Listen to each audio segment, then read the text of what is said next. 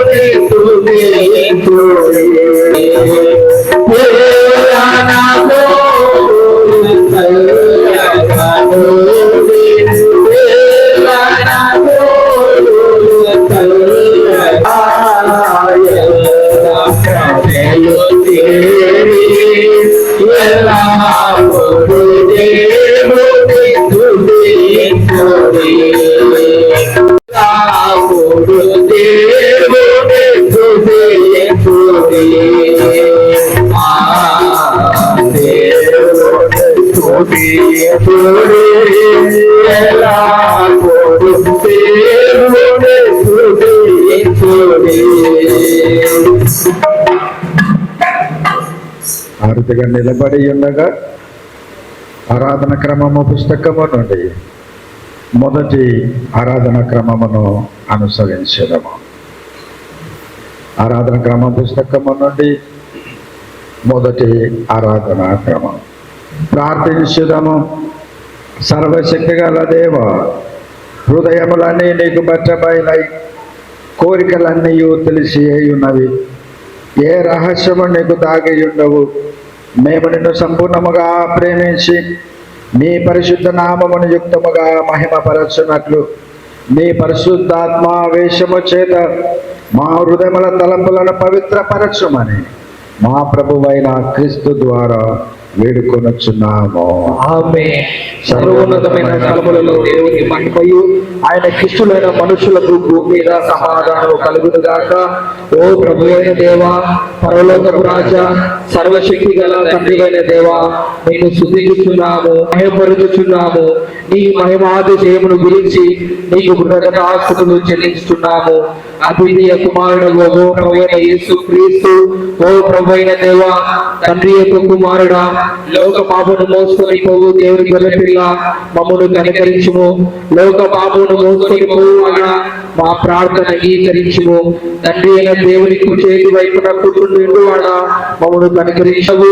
ఓ యేసు క్రీస్తు, నీవే పరిశుద్ధ ఆత్మతో తండ్రి అయిన దేవుని మహిమయందు సర్వోన్నతుడవై ఉన్నావు. ఆమేన్. ప్రభువైన యేసు క్రీస్తు చెప్పినదేమనగా, ఇశ్రాయేలు వినుము, మన దేవుడగు ప్రభువు అద్వితీయుడగు ప్రభువు. నీవు నీ పూర్ణ హృదయముతోను, నీ పూర్ణ ఆత్మతోను, నీ పూర్ణ మనస్సుతోను, నీ పూర్ణ బలముతోను నీ దేవుడైన ప్రభువును ప్రేమింపవలెను. ఇది మొదటి ఆజ్ఞ. నిన్ను వలె నీ పొరుగువానిని ప్రేమింపవలనను రెండవ ఆజ్ఞయు దాని వంటిదే. వీటికంటే ముఖ్యమైన ఆజ్ఞ మరేదియూ లేదు. ఈ రెండు ఆజ్ఞలను ధర్మశాస్త్రమంతరికనే ప్రవక్తలకును ఆధారమై ఉన్నది.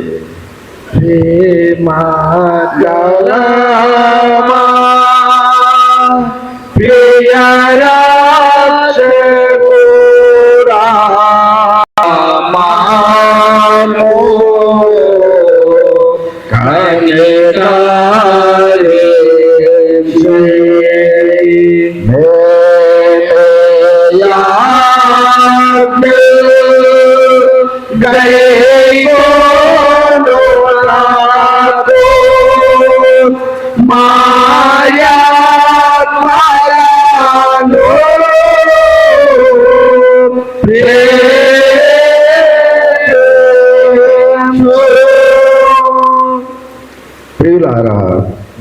మిక్కిలి పరిశుద్ధ వాక్యమును వినుటకును ప్రభు యొక్క శరీర రక్తములను పుచ్చుకొనుటకును మనము కూడి వచ్చి ఉన్నాము. కాబట్టి మోకాల్లోని మౌనముగా మనల్ని మనము పరీక్షించుకొని పశ్చాత్తాపముతోను విశ్వాసముతోను ఆయనను సమీపించున్నట్లు దేవుని కృపను వెదకుదాము. మన పొరుగువారిలా ప్రేమయు స్నేహమును కలిగి ఉండి ఇకను దేవుని ఆజ్ఞలను అనుసరించి ఆయన పరిశుద్ధ మార్గముల యందు నడుచుకొనొచ్చు క్రొత్త నడవడికలను చేయించుకొనొచ్చున్న మనము మన ప్రభువైన యేసు క్రీస్తు ద్వారా ఆయనతో మరలా సమాధానపరచబడవలనని సర్వశక్తి గల దేవుని ఎదుట మన పాపములను దీన మనస్సుతో ఒప్పుకొందాము. అందరము కలిసి ప్రభువా నీవే నాదు శరణం పల్లవి 2 చరణములు పాడుట ద్వారా మన పాపములను దైవ సన్నిధిలో ఒప్పుకొందాము. ప్రభువా నీవే నాదు శరణం శరణములే అపవాది క్రియలందు బందీ అయితే నన్ను విముక్తుని చేయుము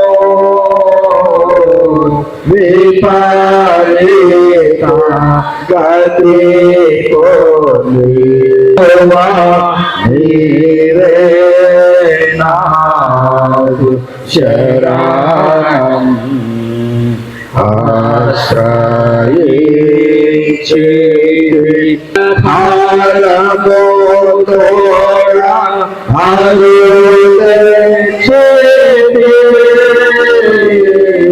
సేదా దేశోషాయి జలామోలతో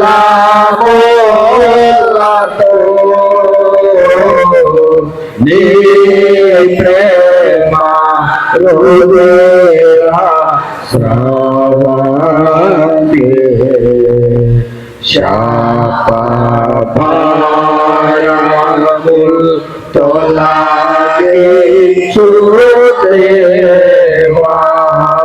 తన యొద్దకు నిజముగా మళ్ళీ వారికి అందరికీ దేవుడు అనుగ్రహించు కృపా వాక్యమును వినుడి.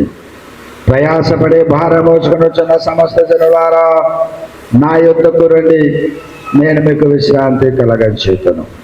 దేవుడు లోకమును ఎంతో ప్రేమించెను కాగా ఆయన తన అద్వితీయ కుమారుడుగా పుట్టిన వానందు విశ్వాసముంచు ప్రతి వారు నశింపక నిత్య జీవము పొందినట్లు ఆయనను అనుగ్రహించెను. పాపులను రక్షించుటకు క్రీస్తు యేసు లోకమునకు వచ్చిన వాక్యము నమ్మదగినదియు పూర్ణ అంగీకారమునకు యోగ్యమైనది నాయి ఉన్నది. ఎవరైనాను పాపము చేసిన యెడల నీతిమంతుడైన యేసు క్రీస్తును ఉత్తరవాది తండ్రి యొద్ద మనకున్నాడు. ఆయనే మన పాపములకు శాంతికరమై ఉన్నాడు.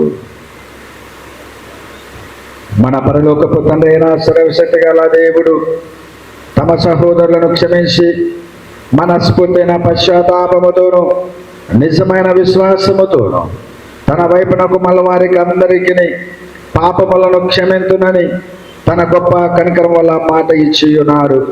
ఆయన మన ప్రభువైన యేసు క్రీస్తు నిమిత్తము మనలను కనికరించి మన పాపములన్నిటినీ క్షమించి వాటిని మనను విడుదల చేసి సమస్త సద్గుణములయందు మనలను స్థిరపరచి బలపరచి నిత్య జీవమునకు తీసుకొని వెళ్ళును గాక. దేవునికి స్తోత్రములు కలుగును గాక. ప్రభు మీకు తోడయుండును గాక. మీ ఆత్మకు తోడయుండును గాక. ప్రార్థించుదము. సర్వశక్తి గల నిత్యుడైన దేవా, పరిశుద్ధ యూకరిస్తు సమభక్త సమభోజనములు మమ్మలను ప్రవేశింపజేస్తూ మా కొరకై మీరు కల్వరి శిలువ యాగము ద్వారా అర్పించిన మీ శరీర రక్తములను స్వీకరించగలిగిన ఆత్మీయ సత్యములోనికి ఈ దినమున మీ యొక్క దైవ సందేశము ద్వారా మాకు అందించిన ఉన్న దేవా, మీకు స్తుతులు చెల్లిస్తూ ఇటు ఆరాధన అంతయు మీకు మహిమకరముగా మా అందరి కుటుంబాలకు జీవితాలకు ప్రయోజనకరముగా ఉంటున్నట్లు దీవించుమని యేసు పేరట ప్రార్థించి వేడుకొనొచ్చున్నాము తండ్రి. అందరము కూర్చొని ఈ దినమునకై ఏర్పాటు చేయబడిన పరిశుద్ధ లేఖన పాఠములను చదవగా విన్నాము. మొదటి పాఠము పాత నిబంధన గ్రంథము నుండి చదివి వినిపించబడును. నిర్గమాకాండము మొదటి పాఠము చదివి వినిపించబడును. నిర్గమాకాండము 24వ అధ్యాయము 3వ వచనం మొదలుకొని 11వ వచనం గల దేవుని వాక్యం చదివి వినిపించబడును. ఆత్మానడుపు సాక్ష్యములు నీకిపుడే, ఆత్మానడుపు. మొదటి పాఠముగా నిర్గమాకాండము 24వ అధ్యాయము 3వ వచనం నుంచి ప్రారంభం. మోసే వచ్చి యెహోవా మాటలన్నిటినీ విధులన్నిటినీ ప్రజలతో వివరించి చెప్పాను. ప్రజలందరూ యెహోవా చెప్పిన మాటలన్నిటి ప్రకారము చేసేదమని ఏక శబ్దంతో ఉత్తరమిచ్చిరి. మరియు మోసే యెహోవా మాటలన్నిటినీ వ్రాసి ఉదయమందు లేచి ఆ కొండ దిగువను ఒలీవ బలిపీఠమును ఇశ్రాయేలు 12 గోత్రముల చొప్పున 12 స్తంభములను కట్టి ఇశ్రాయేలీలలో యవనస్తులను పంపగా వారు దహన బలులను అర్పించి యెహోవాకు సమాధాన బలులుగా కోడెలను వధించిరి. అప్పుడు మోసే వాటి రక్తంలో సగము తీసుకొని పళ్ళెంలో పోసి ఆ రక్తంలో సగము బలిపీఠం మీద ప్రోక్షించెను. అతడు నిబంధన గ్రంథమును తీసుకొని ప్రజలకు వినిపింపగా వారు యెహోవా చెప్పినవన్నీ చేయుచు విధేయులమై ఉందుమనిరి. అప్పుడు మోసే రక్తమును తీసుకొని ప్రజల మీద ప్రోక్షించి, ఇదిగో ఈ సంగతులన్నిటి విషయమై యెహోవా మీతో చేసిన నిబంధన రక్తము ఇదే అని చెప్పాను.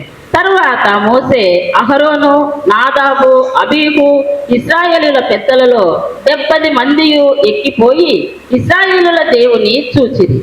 ఆయన పాదముల క్రింద నిగనిగలాడు నీలమయమైన వస్తువు వంటిదియు ఆకాశమండలపు తేజము వంటిదియు ఉండెను. ఆయన ఇశ్రాయేలులోని ప్రధానులకు ఏ హానియు చేయలేదు.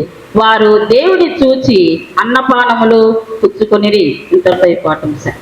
ఓ దేవా వందనముల్, ఓ దేవా వందనముల్,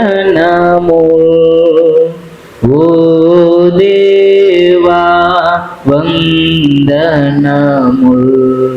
అందరం లేచి నిలబడి ఉండగా ఉత్తర ప్రత్యుత్తర భాగముగా కీర్తనల గ్రంథము నుండి చదివి వినిపించబడను. ఈ పరిశుద్ధ దినముకై ఏర్పాటు చేయబడిన దావీదు రాసిన కీర్తన 85వ అధ్యాయం మొదటి నుంచి చివరి వరకు చదవగా విందాం. దావీదు రాసిన కీర్తన 85వ అధ్యాయం మొదటి నుంచి ప్రారంభం. యెహోవా, నీవు నీ దేశము ఎడల కటాక్షము చూపి ఉన్నావు. చెరకుపోయిన యాకోబు సంతతిని నీవు వెనుకకు రప్పించి ఉన్నావు. నీ ప్రజల దోషమును పరిహరించి ఉన్నావు, వారి పాపమంతయు కప్పివేసి ఉన్నావు. నీ ఉగ్రతంతయు మానివేసి ఉన్నావు, నీ కోపాగ్ని చల్లార్చుకొని ఉన్నావు. మా రక్షణకర్తవకు దేవా, మా వైపునకు తిరుగుము, మా మీదనున్న నీ కోపము సాధించుము. ఎల్లకాలము మాకు దయచేయుము. దేవుడైన యెహోవా సెలవిచ్చు మాటను నేను చెవిన పెట్టేదను. ఆయన తన ప్రజలతోనూ తన భక్తులతోనూ శుభవచనము సెలవిచ్చును. వారు మరలా బుద్ధిహీనుడు కాకుందురుగాక. మన దేశంలో మహిమ నివసించినట్లు ఆయన రక్షణ ఆయనకు భయపడు వారికి సమీపముగానున్నది. ఆయనకు ముందు నడుచును, ఆయన అడుగుజాడలలో అది నడుచును. తండ్రి కుమార శుద్ధాత్మకును దగు స్తుతి మహిమలు కల్గుగాక. ఆదినెప్పుడు ఎల్లప్పుడు అయినట్లు యోగములను ఆమె. తండ్రి కుమార శుద్ధాత్మకును దగు స్తుతి మహిమలు కల్గుగాక. అందరం కూర్చొని ఉండగా రెండవ పాఠము పత్రికా పాఠము నుండి ఈ పరిశుద్ధ దినమునకై ఏర్పాటు చేయబడిన రెండవ పాఠముగా కొరంథీయులకు రాసిన మొదటి పత్రిక 10వ అధ్యాయం 14వ వచనం నుంచి 22వ వచనం దేవుని వాక్యం చదవగా విందాం. ఆత్మా నడుపు సాత్యమోలోనికి పోడే ఆత్మా నడుపు. కొరంథీయులకు రాసిన మొదటి పత్రిక 10వ అధ్యాయం 14వ వచన ప్రారంభం. కాబట్టి నా ప్రియులారా, విగ్రహారాధనకు దూరముగా పారిపోండి. బుద్ధిమంతులతో మాటలాడినట్లు మీతో మాటలాడుచున్నాను. నేను చెప్పు సంగతిని మీరే ఆలోచించుడి. మనము దీవించు ఆశీర్వచనపు పాత్రలోనిది త్రాగుట క్రీస్తు రక్తములో పాలు పుచ్చుకొనుటయే గదా. మనము విరుచు రొట్టె తినుట క్రీస్తు శరీరంలో పాలు పుచ్చుకొనుటయే గదా. మనమందరము ఆ ఒకటే రొట్టెలో పాలు పుచ్చుకొనుచున్నాము. రొట్టె ఒకటే గనుక అనేకులమైన మనము ఒక్క శరీరమై ఉన్నాము. శరీర ప్రకారమైన ఇశ్రాయేలును చూడుడి. బలి అర్పించిన వాటిని తినువారు బలిపీఠముతో పాలివారు కారా? ఇక నేను చెప్పునదేమి? విగ్రహార్పితములో ఏమైనా ఉన్నదని అయినను విగ్రహములలో ఏమైనా ఉన్నది అని అయినను చెప్పేదనా? లేదు గాని అన్యజనులు అర్పించు బలులు దేవునికి కాదు, దయ్యములకే అర్పించుచున్నారని చెప్పుచున్నాను. మీరు దయ్యములతో పాలివారవుట నాకు ఇష్టము లేదు. మీరు ప్రభువు పాత్రలోనిది దయ్యముల పాత్రలోనిది కూడా త్రాగనేరరు. ప్రభువు బల్ల మీద ఉన్న దానిలోనూ దయ్యముల బల్ల మీద ఉన్న దానిలోనూ కూడా పాలు పొందనేరరు. ప్రభువునకు రోషము పుట్టించదమా? ఆయన కంటే మనము బలవంతులమా? ఇది దేవుని వాక్యం. ఓ దేవా వందనముల్, ఓ దేవా వందనముల్, ఓ దేవా వందనముల్. అందరము లేచి నిలవబడి ఉండగా మూడవ పాఠము సువార్త పాఠము చదివి వినిపించమను. ఈ పరిశుద్ధ దినముపై ఏర్పాటు చేసిన మూడవ పాఠముగా మత్తయి రాసిన సువార్త 5వ అధ్యాయము 23 నుంచి 26 వచనం. ఆత్మా నడుపు సాత్యమోలోనికి పోడే ఆత్మా నడుపు. మత్తయి రాసిన సువార్త 5వ అధ్యాయము 23వ వచనం నుంచి 26. కావున నీవు బలిపీఠం వద్ద అర్పించుచుండగా నీ మీద నీ సహోదరునికి విరోధమైనదని కలదని అక్కడ నీకు జ్ఞాపకం వచ్చిన ఎడల అక్కడ బలిపీఠం ఎదుటనే నీ అర్పణము విడిచిపెట్టి మొదట వెళ్ళి నీ సహోదరునితో సమాధానపడుము. అటు తర్వాత వచ్చి నీ అర్పణము అర్పించుము. నీ ప్రతివాదితో నీవు త్రోవలో ఉండగానే త్వరగా వానితో సమాధానపడుము. లేని ఎడల ఒకవేళ నీ ప్రతివాది నిన్ను న్యాయాధిపతికి అప్పగించును, న్యాయాధిపతి నిన్ను పండ్రోదుకు అప్పగించును.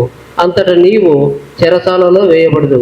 కడపటి కాసు చెల్లించే వరకు అక్కడ నుండి నీవు వెలుపలికి రానేవని నీతో నిశ్చయముగా చెప్పుచున్నాను. ఓ క్రీస్తు స్తోత్రములు, ఓ క్రీస్తు స్తోత్రములు, ఓ క్రీస్తు స్తోత్రములు.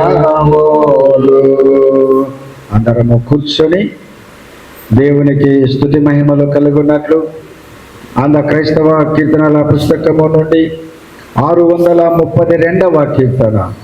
ఇది ఏ సమయంలో రండి యేసుని చేరండి కీర్తనను పాడుకున్నాం. 632వ కీర్తన. యేసుని చేరండి ఇక సమయములే రాండి, రాక్షణలో రండి ఇక సమయములే రాండి, రాక్షణలో రండి. పాపుల మీరు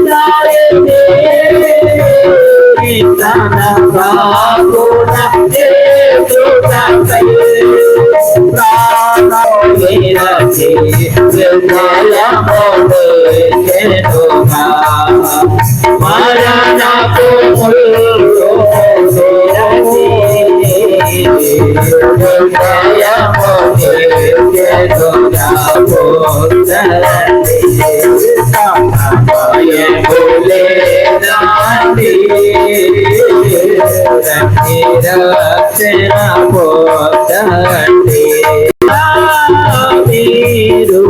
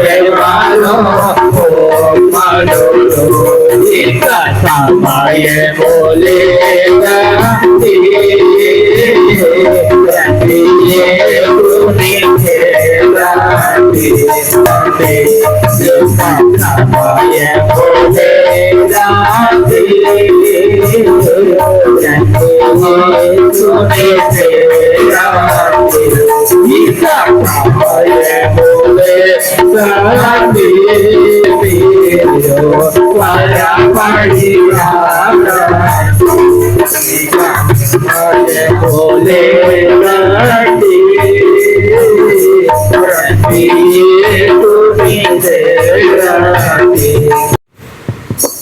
అందరం తలలు వచ్చి వాక్యము సహాయ నిమిత్తమై ప్రార్థన ద్వారా ప్రభువుతో సమయమును గడుపుదాం. దేవుని బిడ్డలారా, ఈ సమయంలో మనము దైవ వాక్యము నిమిత్తమై ప్రభువును అడగాలి. సజీవుల లెక్కలో ఉంచబడిన నేను ప్రభువా, మీ పరిశుద్ధ మందిరములోనికి విచ్చేసిన నేను ఈ దినమున ఎలాంటి వాక్యము చేత నింపబడులాగున నన్ను నడిపించావు ప్రభువా. ఎటువంటి వాగ్దానములతో నన్ను నింపుతావు ప్రభువా. ఎలాంటి హెచ్చరికలతో నా జీవితాన్ని సరిచేయడానికి నడిపించావు ప్రభువా. ఆత్మీయ సత్యములతో మీరు మాట్లాడితే మీ చల్లనైన మెల్లనైన స్వరము వినిపించగలిగితే మీ దాసుడనైన నేను, దాసురాలనైన నేను ఆలకించుటకు సిద్ధముగా ఉన్నానని ప్రతి ఒక్కరూ ఒక చిన్న ప్రార్థన ప్రభువుతో మాట్లాడాలని ఎంతగానో ఇష్టపడుతూ ఉన్నాం, ప్రార్థించుకున్నాం. పరిపూర్ణుడవగు మా ప్రియ పరలోకపు తండ్రి, గొప్ప దేవ, మా మంచి కాపరిగా మా జీవితాలకు మీరిచ్చినటువంటి మీ పరిశుద్ధ యూకరిస్తు ప్రభు భోజన సంస్కారమును బట్టి సజీవుల లెక్కలో ఉండగలిగే కృపను ప్రసాదిస్తూ ఉన్న దేవ, మీకు వెలలేని స్తుతులు స్తోత్రములు. సజీవము కలిగిన వాక్కుల అన్వేషణలో మేము ఈ సమయాన్ని గడపనై ఉండగా నన్ను నీ సిలువ చాటున మరుగుపరచి చేరవచ్చిన నీ ప్రియ బిడ్డలందరితో మీరు మాట్లాడి మాకందరికి వినగల చెవులను గ్రహించగలిగిన మనస్సును పుట్టించుమని ప్రభు క్రీస్తు పేరట ప్రార్థించి వేడుకొనొచ్చున్నాము తండ్రి. ప్రభునందు ప్రియమైనటువంటి దేవుని వారలారా, ప్రభు మనకిచ్చినటువంటి ఈ ప్రశస్తమైన దైవారాధన సహవాసమును బట్టి మరి మొదట ప్రభువుకు స్తుతులు స్తోత్రములు చెల్లిస్తూ ఉన్నాం. ఇటు దైవారాధనలో పాలు పంచుకొనొచ్చున్న మన సంఘ పెద్దలు, పురుషులు, స్త్రీలు, యవన బిడ్డలు, చేరవచ్చిన మీ అందరికీ ప్రభు క్రీస్తు నామమును బట్టి వందనములు తెలియపరుస్తూ ఉన్నాం. చదవబడినటువంటి లేఖన భాగములను ఆధారం చేసుకొని మన దక్షిణ క్రైస్తవ పంచాంగము ఆధారముగా నేటి మన ధ్యానాంశము పరిశుద్ధ యూకరిస్తు సమాధానపరచుబల్ల. పరిశుద్ధ యూకరిస్తు సమాధానపరచుబల్ల అంటే ప్రభు భోజన సంస్కారం. గత ఆదివారం ఏ అంశం ధ్యానం చేసుకున్నాం? అయ్యో, అంతా లేటు చేస్తే ఎట్లా మరి? పరిశుద్ధ బాప్తిస్మ సంస్కారం. సంస్కారము అన్నటువంటి మాట రోమన్ కాథలిక్ ప్రకారముగా 7 వారు సంస్కారములుగా ప్రపంచానికి అందించారు. అయితే మనకి ప్రొటెస్టెంట్ చర్చెస్లలో 7 సంస్కారములు ప్రధానముగా ఉన్నప్పటికీ 2 చాలా ప్రధానమైనటువంటి సంస్కారములుగా ఆచరణలోకి మనము పెట్టుకొనొచ్చు ఉన్నాం. అందులో మొదటిది పరిశుద్ధ బాప్తిస్మ సంస్కారం, రెండవది పరిశుద్ధ ప్రభు భోజన సంస్కారం. ఒక గురువు ఒక 50 సంవత్సరముల కిందట ఒక గ్రామానికి వెళ్ళి శనివారం ప్రతి ఇంటిని దర్శించి రేపు ఉదయకాలపు ఆరాధనలో ప్రభు భోజనం మీకు ఇవ్వబడుతుంది, ప్రభు భోజనం పెట్టబడుతుంది అని ప్రతి ఇంటికి ప్రకటన చేశాడట. ఇక అందరూ గురువు గారు చెప్పినట్టు సిద్ధపడారు. ఇక ఈయన ఆరాధన మొదలుపెట్టి పాటలు పాడుతున్న సమయంలో ప్రతి ఒక్కరూ ఒక ప్లేటు ఒక గ్లాసు తీసుకొని ఆరాధనకు వస్తూ ఉన్నారట. ఈయన వారి చేతులలో ఉండే ప్లేటు గ్లాసు చూసి అనుకున్నారట, ఓహో, ఎవరైనా ఈ దినమున టిఫిన్ పెడుతున్నారేమో, ఎవరైనా టిఫిన్ ఏర్పాటు చేశారేమో, నాకు తెలియకుండానే సంఘ పెద్దలకు చెప్పి ఏర్పాటు చేశారేమో, అందుకే మీరు ప్లేటు గ్లాసు తెచ్చుకుంటున్నారని ఈయన అనుకొని ఇంకా ఎలాగో టిఫిన్ ఉంది కదా అని కొంచెం ఆరాధన ఆలస్యం చేస్తూ ఉన్నాడట. ఆలస్యం చేస్తూ ఉంటే ఒక సంఘ పెద్ద లేచి, పాస్టర్ గారు ఎంతసేపు అండి ఆ భోజనం మీద పెట్టి తిని మేము పనికి పోవాలా అని అనగానే ఈయనకు చాలా ఆశ్చర్యం వేసినాడు. భోజనం ఏంటి పెట్టాలి, మీరు కదా ఎవరన్నా ఏర్పాటు చేసింది అంటే నేను అన్నాడట. ఏంటండి రాత్రి ఇండ్లన్నీ తిరిగి ప్రభు భోజనం ఉంది, ప్రభు భోజనం ఉంది రండి చెప్పారు కదా, అందుకే మా వాళ్ళందరూ ప్లేటుతో గ్లాసుతో సిద్ధంగా వచ్చారు, నువ్వేదో పెడితే తినిపోదాము అని. అప్పుడు ఆయన అన్నాడట, నేను పెట్టే భోజనం మీ కడుపు నిండే భోజనము కాదయ్యా, నేనిచ్చే ఈ ప్రభు భోజనం నీ ఆత్మను సంతృప్తిపరచగలిగిన భోజనం, నీ ఆత్మ యేసు క్రీస్తుతో లీనమయ్యేటటువంటి భోజనం. ఇది పరిశుద్ధ ప్రభు భోజన సంస్కారమయ్యా అని తెలియపరిచినప్పుడు, అయ్యా మాకెవరు ఇంతకు ముందు ఇది ఇచ్చిన వాళ్ళు లేరు, మమ్మల్ని పిలిచిన వాళ్ళు లేరు, మరి ఎట్లా మేము ఇది తీసుకోవాలి అని అడిగితే అప్పుడు ఆయన ఈ ప్రభు భోజన సంస్కారమును గురించి ఆ దినము నుంచి ఆ సంఘాన్ని చక్కగా నడిపించగలిగిన విధానాన్ని సంఘములలో ఏర్పాటు చేసి ఉన్నారు. అందుకు మనం ఈ సమయంలో ఈ అంశాన్ని ప్రభు భోజన సంస్కారం లేక పరిశుద్ధ యూకరిస్తు సమాధానపరచు బల్ల, దీనిని మనము 2 భాగాలుగా ఈ సమయంలో విభజించి ధ్యానం చేద్దాం.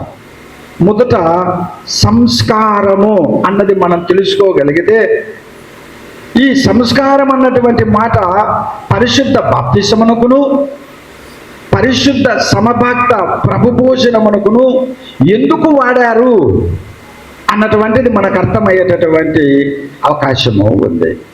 అందుకు మొదట మనము సంస్కారం, ఈ సంస్కారం అనే ఈ తెలుగు పదాన్ని ఇంగ్లీషులో ఏమని రాస్తూ ఉన్నారు? సాక్రమెంట్ అన్న పదాన్ని రాశారు. సాక్రమెంట్ అనేటటువంటి పదము లాటిన్ భాషలో నుంచి తర్జుమా చేసుకున్నారు. సాక్రమెంట్ అనే పదం లాటిన్ భాషలో నుంచి సాక్రమెంటం అనేటటువంటి లాటిన్ పదములో నుంచి తర్జుమా చేశారు. సాక్రమెంటం అనేటటువంటి లాటిన్ భాషకు అర్థం ఏమిటంటే సైనికులు చేసే ప్రమాణం అని అర్థం. ఏంటంటే సాక్రమెంటం అంటే సైనికుల ప్రమాణం. నిజమే, మరి భారతదేశానికి ఒక సైనికునిగా ఎన్నిక చేయబడుతూ ఉన్నప్పుడు వారు ఒక ప్రమాణం చేయగలుగుతారు.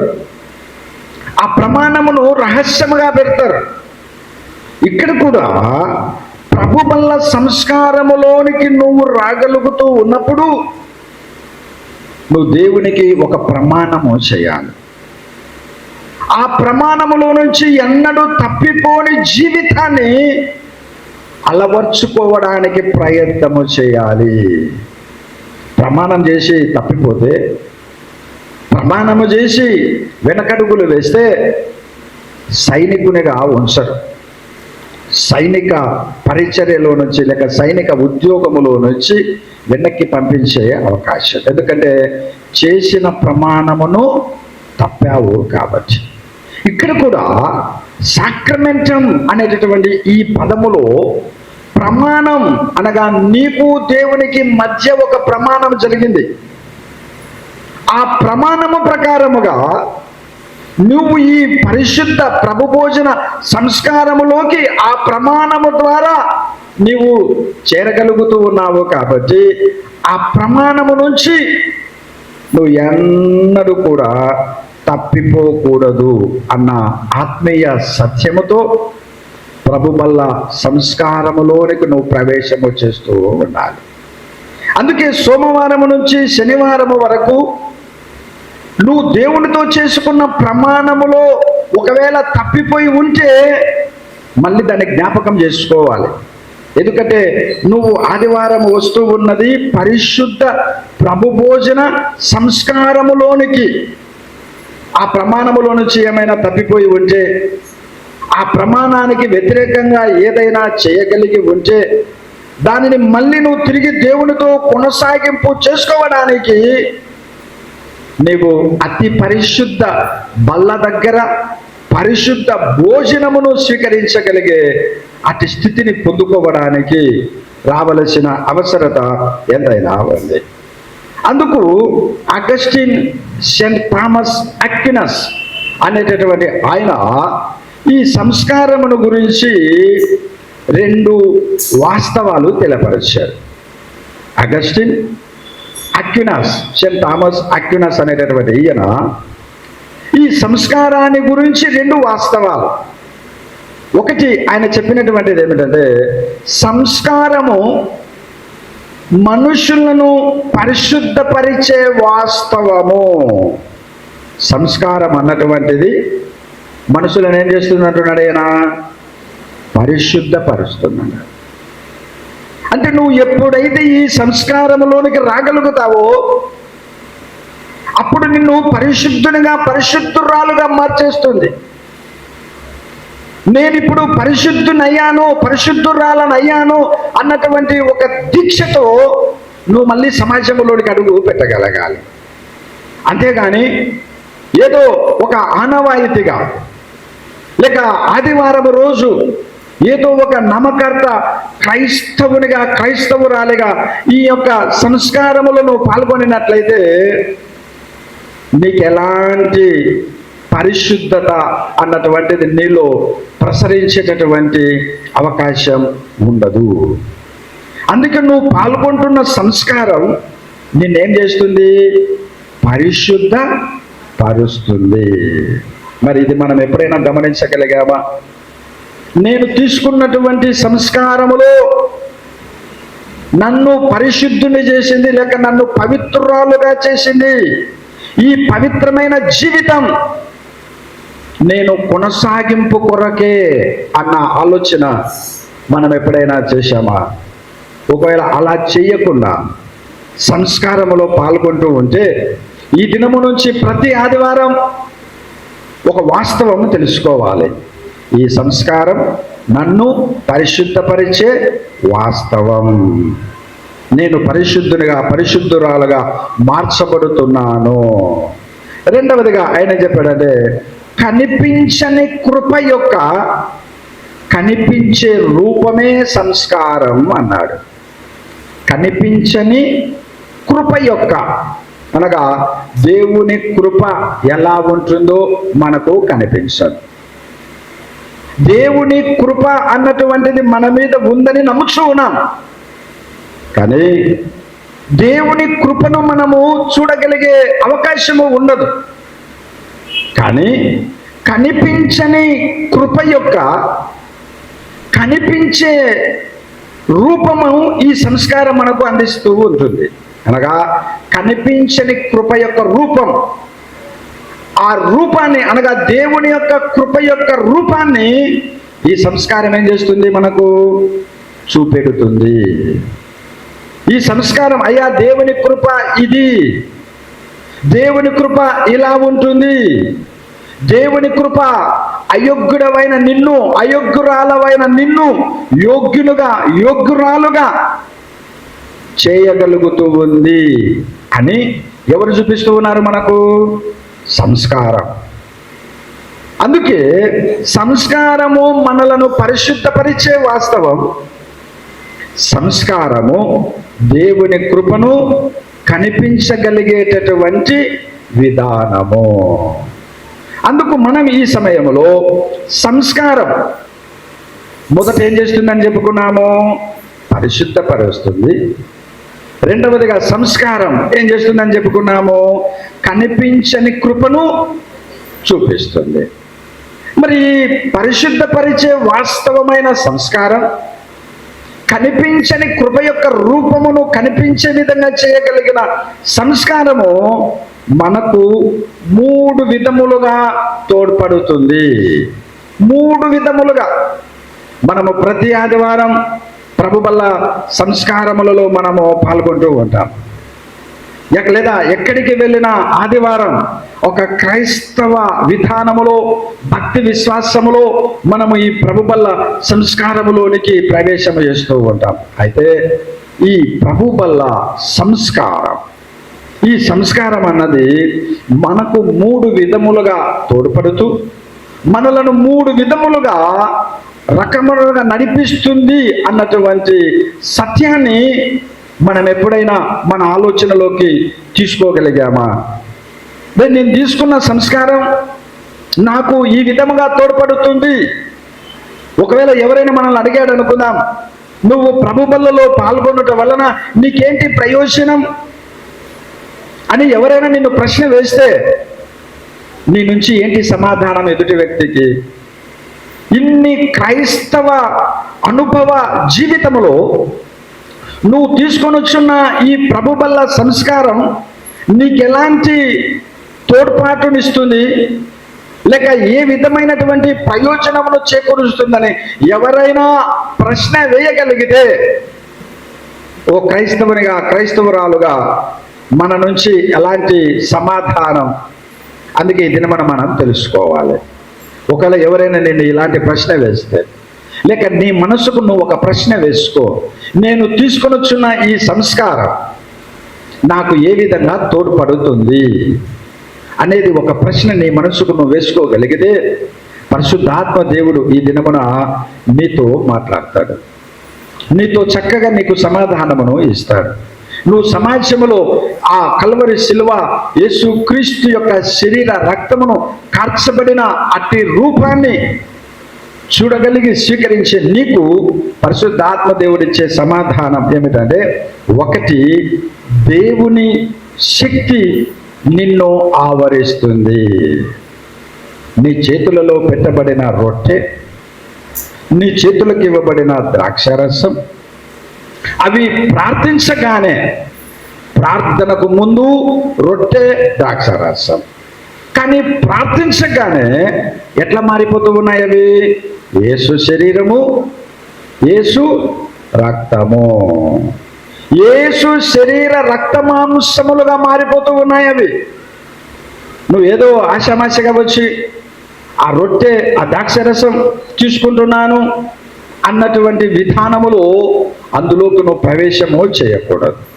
నీ ప్రవేశం ఎట్లా ఉండాలంటే, ప్రార్థించగలిగిన రొట్టె ద్రాక్షరసము క్రీస్తు యొక్క శరీర రక్త మాంసముగా మార్చబడింది, యేసు శరీరముగా యేసు రక్తముగా మార్చబడింది. కాబట్టి నేను ఆయన పరిశుద్ధ రక్తమును, ఆయన పరిశుద్ధ శరీరమును స్వీకరించబోతూ ఉన్నాను. కాబట్టి నేను స్వీకరించిన లేక నేను పాల్గొనిన ఈ సంస్కారము నాకు ఏమిస్తుందని చెప్పుకుంటున్నాము? మొదట, దేవుని శక్తి. అందుకే నీలో ఒకలాంటి పరిశుద్ధాత్మ శక్తిని పొందుతున్నానన్న విశ్వాసముతో సంస్కారములోకి నువ్వు మోకరిల్లగలగాలి. వాక్యమును చూడగలిగితే న్యాయాధిపతుల గ్రంథం 14వ అధ్యాయం 6వ వచనం ఆధారముగా సంసోను వాక్యం అంటూ ఉంది, యెహోవా ఆత్మ అతనిని ప్రేరేపింపగా. ఒక సాధారణ వ్యక్తి సంసోను. అయితే దేవుని యొక్క ఆత్మ ఎప్పుడైతే ప్రేరేపించబడిందో సంసోను ఎట్లా మారిపోతూ ఉన్నాడు?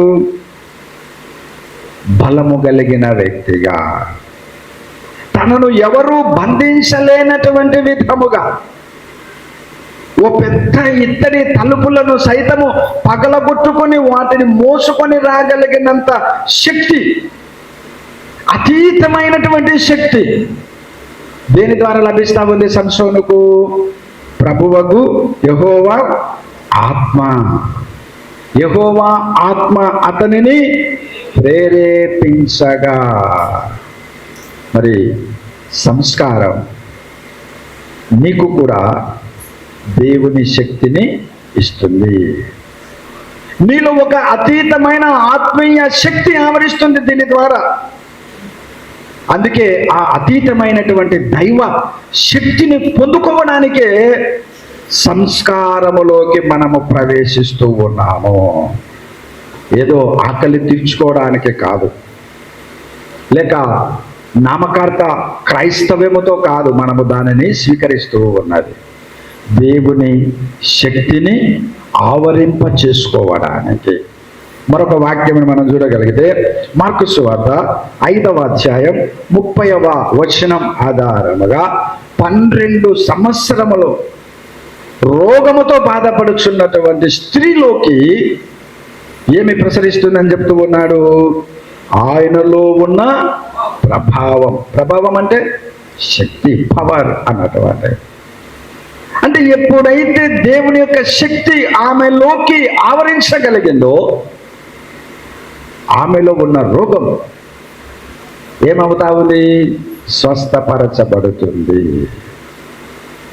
అందుకే దేవుని శక్తి ఒకరికి బలమునిస్తూ ఉంది, దేవుని శక్తి ఈమెకు స్వస్థతను ఇస్తూ ఉంది.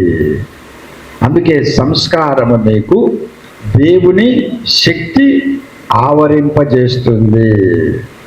ఇన్నాళ్ళు నువ్వు ఏ మనస్సుతో పాల్గొన్నావో సంస్కారములో, కానీ ఈ దినము నుంచి దైవశక్తి ఆవరింపబోవచ్చు ఉన్నది గనుక సంస్కారములోకి నువ్వు ప్రయాణము చేస్తూ ఉన్నావు లేక పాల్గొనుచున్నావు అన్న మొదటి సత్యం నువ్వు తెలుసుకోవలసిన, గ్రహించవలసిన అవసరత ఎంతైనా ఉన్నది. రెండవదిగా సంస్కారం. దేవునిపై విశ్వాసమును, నమ్మకమును కలిగిస్తుంది. సంస్కారములోకి పాల్గొని నీకు దేవుని శక్తిని ఇచ్చిన తర్వాత ఇప్పుడు నీలోకి ప్రసరించిన దేవుని శక్తి ఇప్పుడు రెండవదిగా నీకేం చేస్తా ఉంది? దేవునిపై విశ్వాసము, నమ్మకం. అనగా నువ్వు ఇవి తీసుకున్న తర్వాత ఇక నీ జీవితంలో ఎలాంటి ఒడిదుడుకులు కలిగిన, లేక నీ జీవితంలో ఎలాంటి విపరీతమైన ఇబ్బందులు కలిగిన, సమస్యలు నిన్ను చుట్టుముట్టినా కూడా నీపై, నీకు దేవుని యందు ఉంచబడినటువంటి నమ్మకం, విశ్వాసం అన్నటువంటిది కలుగుతుంది. మనకు తెలిసిన వాక్యం మార్కు సువార్త 9వ అధ్యాయం 23వ వచనం ఆధారముగా ఏమంటున్నాడు? నమ్ముట నీ వలనైతే నమ్మువానికి సమస్తము సాధ్యమే. సంస్కారం అన్నది నీకు దేవునిపై నమ్మకము, విశ్వాసం. ఎందుకంటే నీలో దేవుని శక్తినిచ్చింది. ఇప్పుడు ఆ శక్తి ద్వారా నీకు ఒక నమ్మకం, ఒక విశ్వాసం. అందుకే నమ్ముట వలన, నీ వలన అవుతే, నమ్మడం అన్నటువంటిది నీ వలన అయితే నీకు అన్ని కార్యాలు సాధ్యమవుతాయి. నువ్వు చేయాలనుకున్న కార్యమంతా సాధ్యమవుతుంది. నువ్వు ఏమి చేయాలనుకున్నావో అందులో నువ్వు ఉన్నతమైన స్థానములను అధిష్ఠించగలిగే అవకాశమును నీకు కలిగిస్తుంది. మూడవ విషయమును మనం ఆలోచన చేస్తే సంస్కారం దేవుని కృపను ఇస్తుంది. మొదట ఏం చెప్పుకున్నాము? సంస్కారము చెప్పాలి మీరు అందరూ. ఏమిస్తుందట? దేవుని శక్తిని ఇస్తుంది. రెండవదిగా ఏమిస్తుంది? నమ్మకాన్ని, విశ్వాసాన్ని ఇస్తుంది. మూడవదిగా ఏమిస్తుంది? దేవుని కృపను ఇస్తుంది. దేవుని కృప అనగా అయోగ్యులను యోగ్యులుగా చేయగలిగేదే కృప. ఇంకా మన మొరటు భాషలో చెప్పాలంటే చేతకాని వారిని సాధ్యము చేయగలిగిన వ్యక్తులుగా చేయగలిగేటటువంటిదే దేవుని కృప. అందుకే దేవుని వాక్యం కూడా ఏమంటుందంటే రోమీయులకు రాసిన పత్రిక 6వ అధ్యాయము 14వ వచనం ఆధారముగా ఏమంటున్నాడు పౌలు? మీరు కృపకే గాని ధర్మశాస్త్రమునకు లోనైన వారు కారు. అయ్యా నువ్వు కృపకే, ధర్మశాస్త్రానికి కాదు. ఎందుకంటే ధర్మశాస్త్రం అన్నటువంటిది తప్పు చేసిన వ్యక్తికి శిక్షనిచ్చింది. ధర్మశాస్త్రము అన్నటువంటిది కృపకు అవకాశం లేని విధముగా చేయగలిగింది. అందుకే తప్పు చేసిన వ్యక్తిని రాళ్లతో కొట్టి చంపమంటుంది ధర్మశాస్త్రం. కానీ కృప లేక సంస్కారం అన్నటువంటిది ఏం చేస్తుందంటే దేవుని కృపను నీకు ప్రసాదించగలుగుతూ ఉంది. అనగా తప్పు చేసినప్పటికీ సవరించుకోగలిగిన విధానం, పాపము చేసినప్పటికీ పాపము నుంచి బయట పడగలిగినటువంటి విధానం. అందుకే వ్యభిచారమందు పట్టబడినటువంటి స్త్రీని అక్కడ ఉన్నటువంటి వారందరూ తీసుకొని వచ్చి యేసుస్వామి దగ్గర నిలవబెట్టారు. నిలబెట్టినటువంటి ప్రతి ఒక్కరి చేతిలో ఏముంది? రాయి ఉంది. ఇప్పుడు వారు ప్రభువుని అడుగుతూ ఉన్నారు, అయ్యా ధర్మశాస్త్ర ప్రకారముగా పాపము చేసినట్లయితే రాళ్లతో కొట్టి చంపాలని ఉంది కదా, మరి నువ్వేం చెప్తావు? ఇప్పుడు నువ్వేం చెప్తావు? ధర్మశాస్త్రము తప్పు అంటావా, లేక ధర్మశాస్త్రమును నిర్వర్తించకూడదని చెప్తావా, లేక ధర్మశాస్త్ర ప్రకారముగా ఈమెను చంపమంటావా? ఒకవేళ ఈమెను నువ్వు ధర్మశాస్త్ర ప్రకారంగా చంపమంటే కృప ఎక్కడ? ఒకవేళ కృప ప్రకారముగా ఈమెను రక్షించాలని చూడగోరితే ధర్మశాస్త్రం నువ్వు మీరినట్లు కాదా? అజ్ఞాతిక్రమం పాపము కాదా? మరి ఏం చెప్తావు నువ్వు అన్నటువంటి విధానములో యేసుస్వామిని ఇబ్బంది పెట్టగలిగిన విధముగా వారందరూ రాళ్ళు పట్టుకొని సిద్ధముగా ఉన్నారు. కానీ ప్రభు అంటూ ఉన్నాడు, మీలో పాపము చెయ్యనివాడు, అనగా ధర్మశాస్త్రం ప్రతి ఒక్కరిని శిక్షించమంటుంది కదా పాపము చేసిన వ్యక్తిని. మరి నువ్వు పాపం చేయలేదా? పాపము చేసిన నువ్వు పాపము చేసిన వ్యక్తి మీద రాయి విసురుతావా? నీలో పాపము పెట్టుకొని ఎదుటి వ్యక్తిలో పాపాన్ని బయటికి చెప్పగలుగుతావా? ఎప్పుడైతే ఈ ప్రశ్న వారి యొక్క అంతరంగమును తాకగలిగిందో వెంటనే చిన్నగా చేతులలో ఉన్న రాయిని మరేం చేశారు? వదిలిపెట్టగలుగుతా ఉన్నారు. వారు కింద వేస్తూ ఉన్నారు, కానీ వారి అంతరాత్మకు ఆ రాయి తగులుతా ఉంది. ఎందుకంటే తనలో ఉన్న పాపాన్ని శిక్షించగలిగిన ఆ రాయి వారి మనస్సును కొడుతా ఉంది. అందుకే వారందరూ మౌనం వహించి, పాపిని కదా, పాపిని శిక్షించడం ఏంటి? ఒకరిని శిక్షించాలంటే నేను పవిత్రునిగా ఉండాలి అన్నటువంటి విధానములో ఎవరికి వారు సర్దుకొని పోయినట్లుగా వాక్యము ద్వారా మనము చూడగలుగుతూ ఉన్నాం. అందుకే ప్రభు అంటున్నాడు, అయ్యా మీరు కృపకే కానీ ధర్మశాస్త్రమునకు లోనైన వారు కారు. ఎందుకంటే కృప అన్నటువంటిది నిన్ను చేసిన తప్పిదము నుంచి రక్షిస్తుంది, ధర్మశాస్త్రము శిక్షిస్తుంది. అట్లని ధర్మశాస్త్రమును కొట్టివేయాలని కాదు, కానీ ధర్మశాస్త్రములో నుంచి సైతము కృపను వెదకగలగాలి, కృపను పొందుకోగలగాలి. కృప వెంబడి కృప మనిషిని ఆవరింప చేయాలి. కాబట్టి సంస్కారం ఏమిస్తుంది? మనకు దేవుని శక్తినిస్తుంది. రెండవదిగా సంస్కారం విశ్వాసం, నమ్మకమునిస్తుంది. మూడవదిగా సంస్కారం ఏమిస్తుంది? కృపను ఇస్తుంది. మూడు మాటలు మీరు జ్ఞాపకం పెట్టుకోవాలి. ప్రభు వల్ల సంస్కారములోకి పాల్గొనే నీకు ఒకటి దేవుని శక్తి, రెండవది విశ్వాసం, నమ్మకం, మూడవది కృప. ఈ మూడింటిని ఈ సంస్కారం అనేది నీకు ఇస్తా ఉంది. అందుకే నువ్వు ఈ సంస్కారములో పాల్గొనాలి, ఈ సంస్కారములోకి నువ్వు రాగలగాలి, ఈ సంస్కారము నువ్వు స్వీకరించగలగాలి. కాబట్టి దేవుని శక్తి, నమ్మకం, విశ్వాసం, కృప, ఈ మూడింటి సంస్కారముతో ఇప్పుడు ప్రభు భోజనము మనం దీనిని ఆలోచన చేయాలి.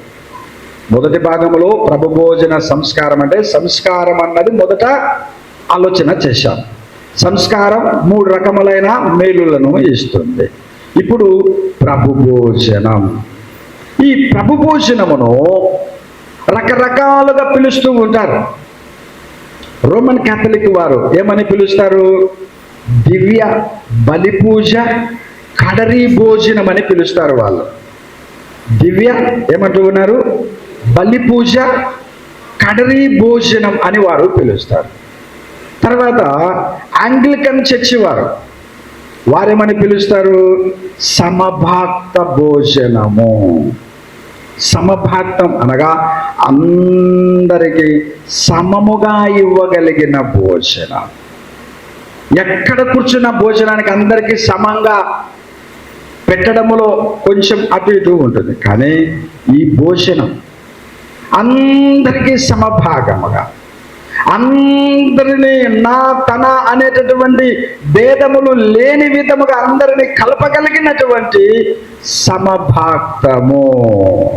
అందుకే దీనిని సమాధానముగా తీసుకునే విధముగా.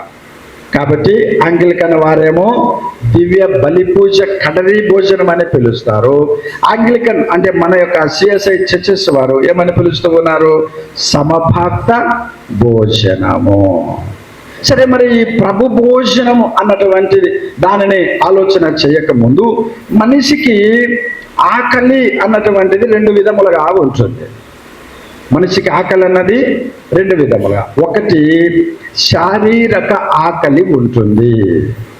మనందరికీ శారీరక ఆకలి ఉందా లేదా? ఉంది. ఒకవేళ సమయము 11:30 చేశామనుకో, చర్చి ఉదయము 11 లేక 11:30 చేశామనుకుందాం. అప్పుడు ఏమవుతుంది? శారీరక ఆకలి నిన్ను బలవంతంగా లేపుతాది దేవుని మందిరములో నుంచి.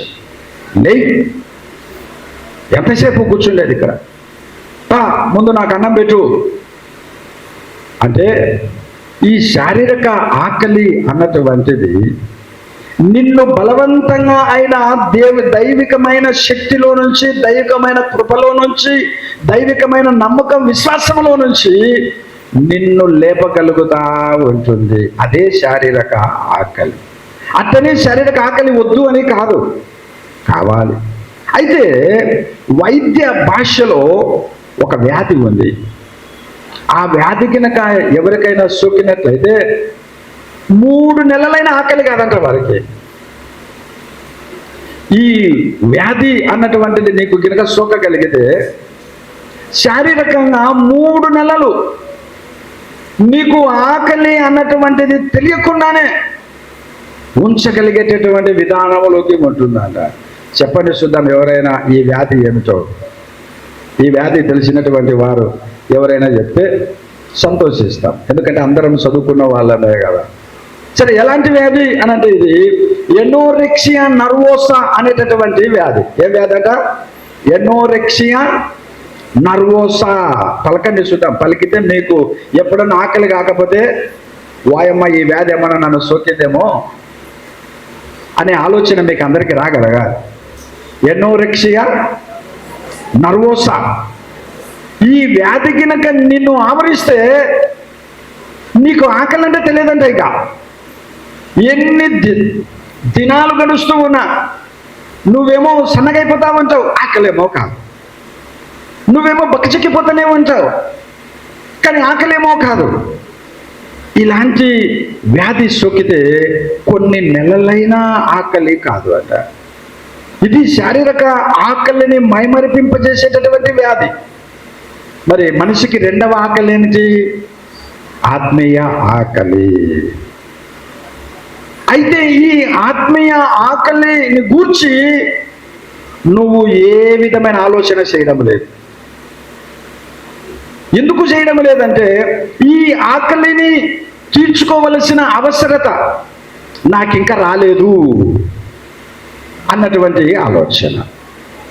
ఈ ఆకలి నేను ఇంకా తీర్చుకోవడానికి నాకు ఇంకా ఎంతో వయసు ఉంది, నాకు ఇంకా ఎంతో ఆయుష్ ఉంది, నేను ఇంకా కొన్ని సంవత్సరముల తర్వాత ఈ ఆకలిని తీర్చుకోవడానికి నేను ఇష్టపడతాను అన్నటువంటి ఆలోచన చాలామంది చేయగలుగుతా ఉన్నారు. కొందరు 30 ఏళ్ళకి ఈ ఆకలి తెలుసుకుంటారు, కొందరు 40 ఏళ్ళు, 50 ఏళ్ళు, 60 ఏళ్ళు. ఒకవేళ నువ్వు ఈ ఆకలి తీర్చుకోకుండానే చనిపోతే ఇక ఎక్కడికి వెళ్తుంది నీ ఆత్మ? నువ్వేమో నేను ఈ ఆకలిని తీర్చుకోవాలంటే కొన్ని విషయాలు పాటించాలి, కొన్ని మరి అన్ని మానుకోవాలి అన్ని ఈ ఆకలిని పక్కన పెట్టేస్తా ఉన్నావు. కానీ ఈ ఆకలి అన్నటువంటిది నువ్వు తీర్చుకోకుండానే, ఈ భోజన సంస్కారంలో ఒకవేళ పాల్గొనకుండానే నువ్వు ఒకవేళ ఈ భూలోకమును వదిలిపెట్టగలిగితే నీకు ఆ నిత్య జీవం అన్నటువంటిది ఉంటుందా? ఉంటుందా? ఉండదా? ఉండదు. మరి ఏంటి నీ క్రైస్తవ విశ్వాసం? ఏంటి నీ యొక్క క్రైస్తవ భక్తి? అందుకే కొంత వయసు వచ్చిన తర్వాత, 18 సంవత్సరములు వచ్చిన తర్వాత నుంచి తల్లిదండ్రులు పిల్లలలో ఏమి చూడగలుగుతారు? ఇక ఒంటరిగా వీన్ని పెట్టకూడదు, ఇతనికి జత కావాలి.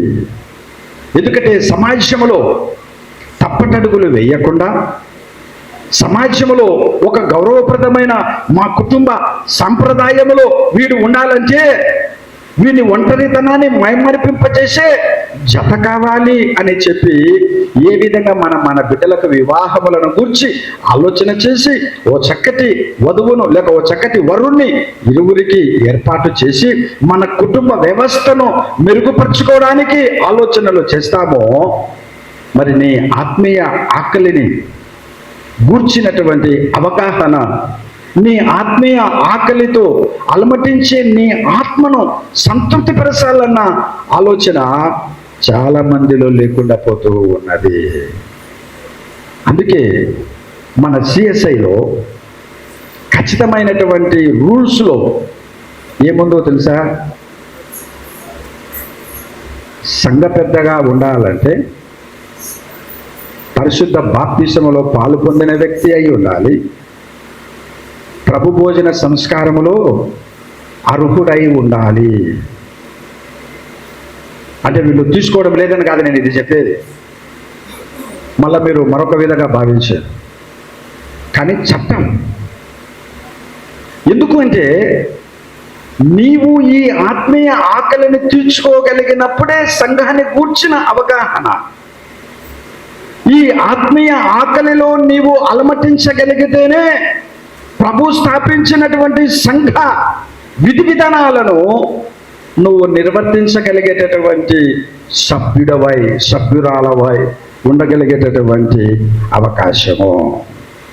అందుకే ఇంకా ఎవరైతే ఈ ఆత్మీయ ఆకలిని గుర్తించక ఉన్నారో అలాంటి వారందరూ ఎట్లా ఈ ఎనోరెక్సియా నర్వోసా వ్యాధి సోకితే నీకు శారీరక ఆకలి ఉండదో, మరి ఆత్మ జీవితానికి ఇలాంటి వ్యాధులు, పాపం అనే వ్యాధి, లేకపోతే విరోధం అనే వ్యాధి, సర్దుకోలేనిపోయే వ్యాధులు, ఇలాంటివన్నీ నేను సోకితే నిన్ను సమాజము నుంచి ప్రభు వేరుపరిచేటటువంటి అవకాశం అన్నటువంటిది ఉండగలుగుతూ ఉంటుంది. అందుకే ఈ ప్రభురాత్రి భోజనం భూత వర్తమాన భవిష్యత్తు కాలాలకు సంబంధించిన ఆశీర్వాదములను ఇస్తూ ఉంటుంది. అంటే గతించిపోయిన కాలం, జరుగుతున్న కాలం, జరగబోయే కాలం, వీటన్నిటికీ నీకు సమాధానమును ఇవ్వగలిగేటటువంటి భోజనమే ఈ భోజనం. కానీ ఈ భోజనాన్ని పట్టించుకోవడం లేదు. ఈ భోజనం నాకు అవసరం లేదనుకుంటూ ఉన్నా. చిన్నప్పుడు మనల్ని స్కూలుకు పంపించలేదనుకో, మనకు చదువు వస్తుందా రాదా? రాదు. ఈయనకి చదివే రాదని చెప్పి బడిలో చేర్చకపోతే ఇక అతనికి చదువు ఎక్కడ వస్తుంది? కాబట్టి నేను తీసుకుంటే సక్రమంగా ఉండలేను అనుకుని నువ్వు తీసుకోకపోతే నీకెక్కడ ఇంకా మోక్షం? చాలామంది ఇలాంటి అనాలోచితమైన ఆలోచనలు చేసి సక్రమంగా, పరిశుద్ధముగా, పవిత్రంగా జీవించడం అనేది మన యొక్క ఇష్టం మీద ఉండదు, దేవుని యొక్క ఆత్మ నడిపింపు ద్వారా ఉంటుంది. దైవికమైనటువంటి నడిపింపు ద్వారానే పొందగలిగేటటువంటి విధముగా మనము ఉండగలుగుతూ ఉంటాం. అందుకే మొదట నువ్వు బడిలో చేరాలి, నీ క్రమమును పాటించగలగాలి. అప్పుడే నువ్వు మంచి విద్యను అభ్యసించిన విద్యార్థిగా నువ్వు మెరుగుందుతూ ఉంటావు. ఆత్మీయ జీవితములో కూడా ప్రభు భోజన సంస్కారములోకి, ఎందుకంటే నీకు ఆ సంస్కారం దేవుని శక్తిని ఇస్తూ ఉంటుంది, దేవునిపై నమ్మకాన్ని, విశ్వాసాన్ని ఇస్తూ ఉంటుంది, దేవుని కృపను ఇస్తూ ఉంటుంది. అంటే ఇప్పుడు నువ్వు ప్రభు వల్ల భోజనములోనికి రాలేకపోతే వాక్యము యొక్క విధానమును బట్టి దేవుని శక్తి నీకు లభించడము లేదు, దేవునిపై నమ్మకము, విశ్వాసము నీకు లభించడము లేదు, దేవుని కృప నీకు లభించడము లేదు. కేవలం మనం అనుకోవాల్సిందే, దేవుని శక్తి నాపై ఉంది, దేవునిపై నమ్మకము నాకుంది, దేవునిపై విశ్వాసము నాకుంది, దేవుని కృప నాకుందని మనముగా అనుకోవలసి భ్రమలో బ్రతకవలసిందే తప్ప నిజంగా అది మనలను ఆవరించే అవకాశం దేని ద్వారా ఉంది? ప్రభు భోజనము ద్వారానే. కాబట్టి ప్రభు భోజనం ఎటువంటిది అన్నది 3 విషయాలు చూసి దేవుని వాక్యమును ముగించుకోగలుగుదాం. ఒకటి జీవపు భోజనము.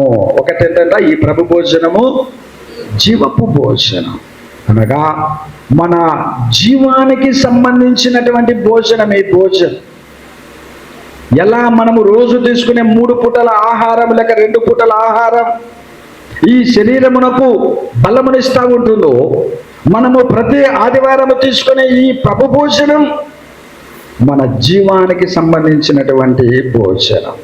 అందుకు వాక్యమును మనం చూడగలిగితే యోహాను సువార్త 6వ అధ్యాయము 49వ వచనాన్ని మనం చూద్దాం. యోహాను సువార్త 6వ అధ్యాయము 49వ వచనం. యోహాను సువార్త 6వ అధ్యాయం 49వ వచనం. జీవాహారము నేనే, మీ పితరులు అరణ్యములో మన్నాను తినినను చనిపోయి, దీనిని తినువాడు చావకుండున్నట్లు పరలోకము నుండికి వచ్చిన ఆహారం ఇదే. పితరులకు అరణ్యములో ఆకలైంది, ఆకాశము నుంచి మన్నా కురిపించబడింది. వారు అనుకొని ఉంటారు, ఈ ఆహారము దేవుడి నుంచి వచ్చిన ఆహారం, దీన్ని తినడం వలన నేను బ్రతుకుతాను, ఇక నాకు మరణమే లేదనే భ్రమలో జీవించారు వాళ్ళు. ఎందుకంటే దేవుడిచ్చిన ఆహారము అని. పల్లెలలో చక్కగా చక్కెర తీసుకొని వచ్చి మందిరములు పెడతా ఉంటారు. సరే, మందిరంలో ప్రార్థన తర్వాత చక్కెర తీసి పెట్టినప్పుడు దాన్ని వెంటనే అట్లే వేసుకోరు. ఏం చేస్తారు? దాన్ని వారు కళ్ళకు అద్దుకుంటా ఉంటారు. ఎందుకు? ఇది దైవ ప్రసాదితము, దైవ ప్రార్థన ద్వారా అందించబడుతున్న అల్పాహారము అని దానిలోకి ఇది దైవ ప్రసాద కళ్ళకు అద్దుకొని షుగరు 400 ఉన్నా కూడా అంతో ఇంతో చక్కెరను నోట్లో వేసుకుంటా ఉంటారు. ఎందుకు? నమ్మకం, విశ్వాసం. ఎందుకంటే ఇది దేవుని ద్వారా ప్రార్థించబడినటువంటిది. బయట టీ లాగం. మరి ద్రాక్షరసం అయితే తీసుకుంటామా? తీసుకోమా? ఆదివారం కొంతమంది షుగర్ ఉందని చెప్పి ఎక్కడే కానీ చాలా జాగ్రత్తగా ఉంటారు. మరి ఇందులో షుగర్ ఉంటుందా? ఉండదా? ఉంటుంది. కానీ అది ద్రాక్షరసం కాదు, యేసు రక్తం అని విశ్వాసం. అందుకు ఇక్కడ కూడా మనకు ఈ భోజనం, మన్నా అనేటటువంటి ఈ భోజనాన్ని తినిన పితరులందరూ అరణ్యములో ఏమయ్యారని ఇప్పుడు ఉంటుంది వాక్యము, చనిపోయినారు. అయితే వాక్యం మళ్ళీ ప్రభు ఏమంటున్నాడు? దీనిని తినువారు. దేనిని? ప్రభు భోజనమును. ప్రభు భోజనమును తీసుకుని వాడు, ప్రభు భోజనమును తినువాడు చావకుండునట్లు పరలోకమును దిగి వచ్చిన ఆహారము. అంటే ఈ భోజనం ఎలాంటి భోజనం? ఇది జీవపు భోజనము, జీవాన్ని ప్రసాదించగలిగినటువంటి భోజనం. అందుకే ఈ భోజనము తీసుకున్న వారు ఇహలోకములో జీవిస్తారు, పరలోకములో జీవిస్తారు. వారికి ఇంకా మరణము లేదు. నువ్వు కనుక ఇక్కడ ఈ భోజనమును తీసుకోకుండా చనిపోతే ఇంతటితోనే సమాప్తమైన జీవితం. పరలోకములో నీకంటూ మళ్ళీ జీవితం లేదు. కానీ మనమేమో ప్రార్థన చేస్తాం, ఈ ఆత్మను నీ సన్నిధిలో చేర్చుకో, ఈ ఆత్మ నీతో ఆ 24 పెద్దలతో స్తుతించే మహాసైన్యములో చేర్చుకో అని మనం ప్రార్థన చేస్తూ ఉంటాం. వెంటనే దేవదూతలు మన చెవిలో చిన్నగా మాట్లాడతారు. వాడు ఆ భోజనమే తీసుకోకుండా నా దగ్గరికి వస్తే నేను ఇవాళ నా పరలోకపు శాస్త్రము. ఏం ప్రార్థన చేస్తాడో పాస్టర్ సాల్మోన్ అని దేవదూతలు మాట్లాడుతూ ఉంటారు. కానీ మనకు ఆ స్వరమ వినపడదు. ఇక్కడ వీరందరి అరుపులే మనకు వినపడతా ఉంటాయి. అందుకే మనం ఈ ప్రభు బల్ల సంస్కారములో పాలు పొందగలిగేటటువంటి విధానాన్ని అలవర్చుకోవలసిన అవసరత ఎంతైనా ఉన్నది. అందుకే ఈ జీవపు భోజనము శాశ్వత జీవమునకును మరణము తదుపరి వచ్చే శిక్ష నుండి తప్పించుకొనుటకును ఈ జీవపు భోజనము మనకు ఎంతైనా అవసరము. అందుకే మనం చదివినటువంటి మొట్టమొదటి పాఠములో ఆ భోజనాన్ని గురించి అనగా నిర్గమకాండం 24వ అధ్యాయం 3వ వచనం ఆధారముగా వాక్యము చేత ప్రభు భోజన సంస్కారం అన్నది ప్రారంభమవుతా ఉంది. మోషే ధర్మశాస్త్రమును చదివి వినిపించినప్పుడు ప్రజలందరూ ఏమంటూ ఉన్నారు? మేము అలాగూ మేము చేయుదము. ఎందుకంటే మాకు జీవము కావాలి, మాకు పరమందు జీవించగలిగిన నిత్య జీవం వారసత్వము కావాలి, మేము అలాగూ ఉంటాము అనే ఒక ప్రమాణం చేయగలిగిన విధానాన్ని మనము మొదటి పాఠము ద్వారా చూడగలుగుతూ ఉన్నాం. రెండవదిగా ప్రభు భోజనం. ఒకటి జీవపు భోజనం అని చెప్పుకున్న తర్వాత రెండవదిగా ప్రభు భోజనము సహవాసపు భోజనము. ఏంటంట రెండవదిగా ఈ భోజనము సహవాసపు భోజనం అనగా యేసుక్రీస్తుతో నీకు విడదీయరాని సహవాసం ఏర్పరిచే భోజనం ఇది.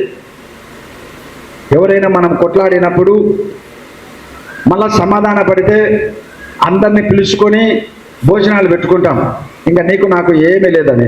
కానీ మనసేమో ఉంది ఉంది ఉందని చెప్తా ఉంటాడు. మనమేమో పైకేమో ఇంకా నీకు నాకు ఏమి లేదు, అంత అయిపోయింది అంటాం. కానీ మనసేమో అప్పుడే అడైపోతుంది, తిన్నంత మాత్రాన పోతుందా, ఉందని మనసేమో నొక్కి చెప్తా ఉంటుంది. అందుకే సమయము కోసం వేచి ఉంటాం. మనం సమయం వచ్చినప్పుడు దెబ్బ కొడతాము, సమయం వచ్చినప్పుడు ఏదైనా చేయాలనుకుంటే చేయగలుగుతా ఉంటాం. అందుకు వెంటనే ఏమరా ఆ రోజు సమాధాన పడితేవే అంటాడు. ఏమంటాడు, ఎంత సమాధాన పడితేనే పోతుందా మనసులోది, పోతుందా? పోదు కదా. ఆ పొద్దు నన్ను అవమానంగా మాట్లాడినప్పుడు అది పోతుందా? నేనేమనకపోయినా నన్ను 10 మందిలో మాట్లాడగలిగినప్పుడు అది ఎట్లా పోతుంది నా దగ్గర నుంచి? అది అన్నిటికీ పోదు. మళ్ళీ ఎందుకు సమాధాన పడడం, ఎందుకు భోజనాలు పెట్టుకోవడం అంటే కేవలము భౌతిక పరంగా మళ్ళా తదుపరి ఇబ్బందులు లేకుండా ఉండడానికే తప్ప సహవాసము ఏర్పరిచేటటువంటి విధానములోకి కాదు. అందుకే ఈ ప్రభు భోజనము మంచి సహవాసమును ఏర్పాటు చేయగలిగినటువంటి భోజనం ఇది. అటు యేసుక్రీస్తుకు ఇటు నీతోటి సహా మనుషులందరికీ. అందుకే వాక్యం ఏమంటుంది? కొరింథీయులకు రాసిన మొదటి పత్రిక 10వ అధ్యాయం 17వ వచనములో మనం చూడగలిగితే ఏమంటూ ఉన్నాడు? మనమందరం ఆ ఒకే రొట్టెలో పాలు పుచ్చుకొనుచున్నాము. మనం తింటూ ఉన్నది ఒకే రొట్టె అనగా ఒకే శరీరం. అందుకే సహవాసంలో మనము కొనసాగడానికి, ఒకరినొకరు ప్రేమించుకోవడానికి, ఒకరికి ఒకరికి సహాయపడే విధముగా జీవించడానికి ఈ ప్రభు భోజనం అన్నది చాలా అవసరము. అందుకే జీవపు భోజనము, రెండవదిగా సహవాస భోజనం. ఒకసారి యుద్ధములో సైనికుడు దెబ్బలు తిని అపస్మారక స్థితిలో పడి ఉన్నాడు అంట. అపస్మారక స్థితిలో పడి ఉన్నప్పుడు డాక్టర్లు వెంటనే ఇతనికి రక్తం ఎక్కిస్తే బతుకుతాడని చెప్పి రక్తం ఎక్కిస్తూ ఉన్నారట. రక్తం ఎక్కిస్తూ ఉన్నప్పుడు ఆ వ్యక్తి కోలుకొని ఎవరిది రక్తము అని అన్నారట. అంటేనే అప్పుడు డాక్టర్ చెప్పారట, నువ్వు యుద్ధములో పాల్గొన్నావు కదా, ఎవరిని నాశనం చేయాలనుకున్నావో ఆ శత్రువులలో ఒకడు నీ యొక్క అపస్మారక స్థితిని చూసి, నీలో ఉన్న యుద్ధ నైపుణ్యతను చూసి అతని రక్తం నీకు ఇచ్చాడు, అతని రక్తము నీకు ఎక్కిస్తూ ఉన్నాం అనగానే ఆ శత్రు రక్తం నాకు అవసరం లేదు అని చెప్పి అవన్నీ తీసేసి చనిపోయాడు అట. అప్పుడు వెంటనే డాక్టర్లు అనుకున్నారట, ఎంత అవివేకం, నీవు యుద్ధము చేసి గెలవడం న్యాయబద్ధం, కానీ సహవాసములో కొనసాగడం నీ ఆత్మీయ జీవితానికి పునాది వేస్తుంది కదా. నువ్వు బ్రతికి సహవాసములో కొనసాగగలిగితే, నువ్వు ఇంకా నీ యొక్క దేశానికి సేవ చేయగలిగితే ఎంత ఆశీర్వాదం అని చెప్పి డాక్టర్లు కూడా చాలా ఆశ్చర్యపోయారు అంట. అందుకే యేసు రక్తము మనలందరినీ సహవాసములోకి నడిపించగలిగిన విధానం. అందుకే ఆయన ఇచ్చే ఈ ప్రభు భోజనము మనలో సహవాసమును ఏర్పాటు చేయగలిగిన భోజనం. మూడవదిగా, చివరిదిగా మనం ఆలోచన చేయగలిగితే జ్ఞాపకార్థపు భోజనము. ఏంటంట? జ్ఞాపకార్థపు భోజనం. మొదటి భోజనం ఏమని చెప్పుకున్నాము? ఇప్పుడు చెప్పండి చూద్దాం, గట్టిగా చెప్పాలి అందరూ. జీవపు భోజనం, రెండవది సహవాసపు భోజనం, మూడవది జ్ఞాపకార్థపు భోజనం. ఈ మూడు గుర్తుండాలా. ఇప్పుడు నువ్వు వీటికి వచ్చినావంటే ఏం తీసుకుంటున్నావరా? జీవముకు సంబంధించిన భోజనం తీసుకుంటున్నావు. రెండవదిగా ఏం తీసుకుంటున్నావు? అక్కడికి వచ్చి సహవాసములో కొనసాగడానికి భోజనం తీసుకుంటున్నావు. మూడవదిగా జ్ఞాపకార్థపు భోజనము అనగా నువ్వు తీసుకునేటటువంటి ఈ భోజనం నీకు నిత్యము జ్ఞాపకము రావాలి. ఇది నా కొరకై చిందించబడిన భోజనం. ఇది నా పాపములను కడిగివేయగలిగినటువంటి భోజనం. ఇది నన్ను సమాజంలో విలువైన వ్యక్తిగా నిలవబెట్టగలిగినటువంటి భోజనం. ఇవన్నీ నీకు ఒక జ్ఞాపకములోనికి రావడానికే ఈ కార్యమును మనము చేయగలుగుతా ఉన్నాం. అందుకు వాక్యమును చూస్తే కొరింథీయులకు రాసిన మొదటి పత్రిక 11వ అధ్యాయము 25వ వచనమును మనము చూస్తే, కొరింథీయులకు రాసిన మొదటి పత్రిక 11వ అధ్యాయం 25వ వచనం. ఆ ప్రకారమే భోజనమైన పిమ్మట ఆయన పాత్రను ఎత్తుకొని, ఈ పాత్ర నా రక్తము వలన ఆయన కృత నిబంధన, మీరు దీనిలోనిది త్రాగునప్పుడల్లా ఏమంటున్నాడు, నన్ను జ్ఞాపకము చేసుకొనుటకై దీనిని చేయుడని చెప్పాను. జ్ఞాపకము చేసుకోవడానికి, యేసును జ్ఞాపకం చేసుకోవడానికి. అంటే ఇప్పుడు నువ్వు ఈ బల్లను తీసుకోకుండానే వెళ్ళిపోతే ఏమని అర్థము? నువ్వు యేసును జ్ఞాపకం చేసుకోవడము లేదు. ఇంకా ఏ వయసులో చేసుకుంటావు? 30 దాటినాయి, 40 దాటినాయి, 50 దాటినాయి, 60 దాటినాయి. ఎప్పుడు నువ్వు జ్ఞాపకం చేసుకునేది? ఇంకా అందుకే మన జీవితాలు మార్చబడాలి. మన జీవితాలలో ఒక గొప్ప మార్పు అన్నటువంటిది రావాలి. మనలను యేసును జ్ఞాపకములోనికి తెచ్చుకోగలిగిన ఈ భోజనానికి దూరం అయితే ఎనోరెక్సియా నర్వోసా ఏంటిది వ్యాధి. ఆ వ్యాధి సోకుతాదేమో ఒకవేళ ఆత్మీయ జీవితానికి కూడా. అంటే ఇంకా నీకు అవసరమే లేదు నిత్య జీవం అనే విధంగా ఆ వ్యాధి నీకు ఒకవేళ సోకిందా, ఎంత నష్టం ఒకవేళ అది సోకగలిగితే దేవుని బిడ్డలారా. అందుకే దాని నుంచి మనం బయటపడడానికి ప్రయత్నం చేయాలి. అందుకు మూడవదిగా ఏం చెప్పుకుంటూ ఉన్నాము? జ్ఞాపకార్థపు భోజనం. 26వ వచనం చదువుదాం.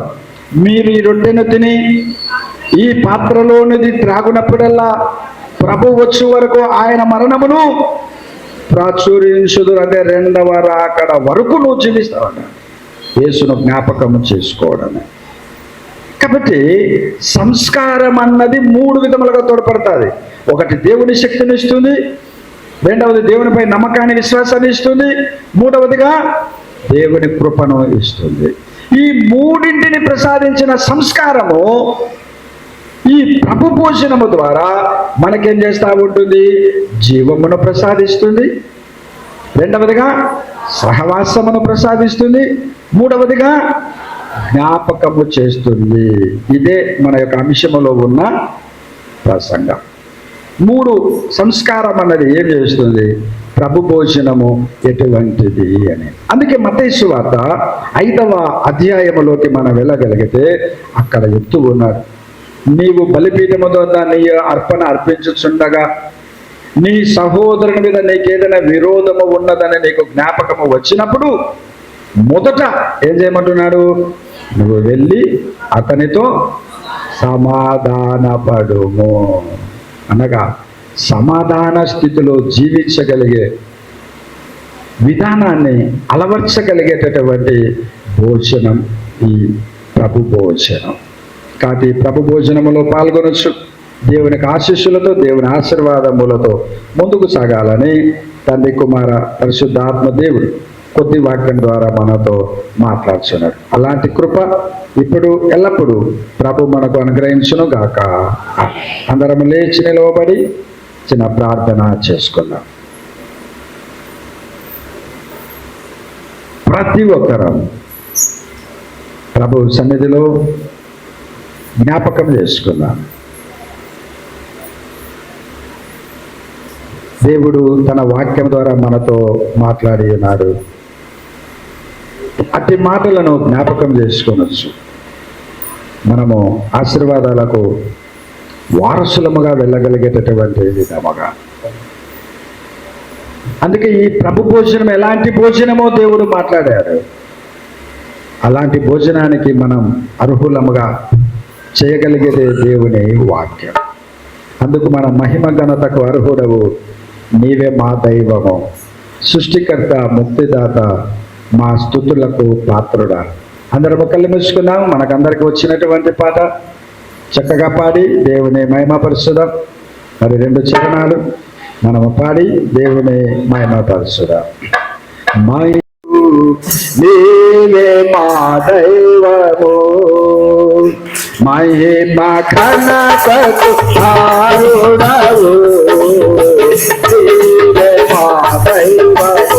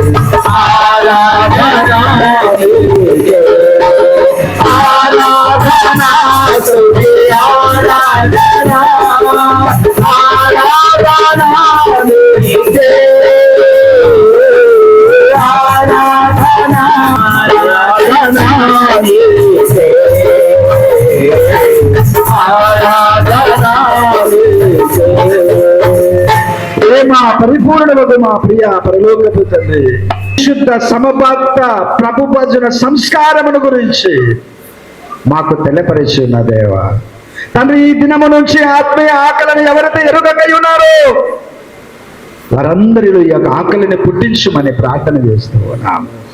నా దేవుని శరీరం, నా దేవుని యొక్క రక్తమును స్వీకరించగలిగి నా ఆకలిని తీర్చుకుని పరలోకమును చేర్చబడినటువంటి నిత్య జీవ వారసునిగా, వారసురాలిగా అర్హతను పొందినట్లు నాకు సహాయం చేయి ప్రభువా అని ప్రతి ఒక్కరు, ఏ ఒక్కరు ఈ ఆకలిని గురించి నిర్లక్ష్యము చేయకూడదు ప్రభువా. ప్రతి ఒక్కరు ఈ ఆకలిని గూర్చి ఆలోచించగలగాలి. అవును తండ్రి యేసు. భక్తితో జీవితంలోకి రాగలగాలి ప్రభువా. మీ శక్తిని పట్టుకొని మీపై నమ్మకం విశ్వాసం ఉంచగలిగి మీ కృపను పొందగలిగే సంస్కారములోనికి రాగలిగే కృపను ప్రసాదించమని ప్రార్థన చేస్తూ ఉన్నా తండ్రి. జీవపు విందు నాయన, సహవాసపు విందు నాయన, జ్ఞాపకార్థపు విందు నాయన. అందుకే తండ్రి దీనిలోనికి మేము ప్రవేశము చేయగలుగుతూ ఉన్నాం.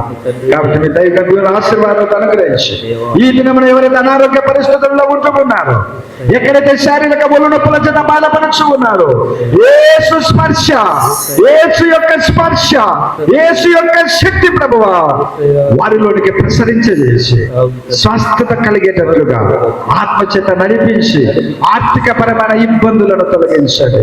ఈ దినమున టెట్టు రాయబోచు ఉన్నటువంటి ప్రతి ఒక్క బిడ్డను ప్రభువా, ఈ వారములో రాసినటువంటి ప్రతి ఒక్క బిడ్డను ప్రభువా, ఈ మాసములో టెట్టు రాసినటువంటి ప్రతి ఒక్క బిడ్డను ప్రభువా మంచి ర్యాంకును పొందగలిగేటటువంటి విధముగా, గవర్నమెంట్ స్థానములో వారు ఉండగలిగేటటువంటి విధముగా, మంచి ఉద్యోగములో పొందగలిగేటటువంటి విధముగా సహాయం చేయమని మేము ప్రార్థన చేసుకోవాలి.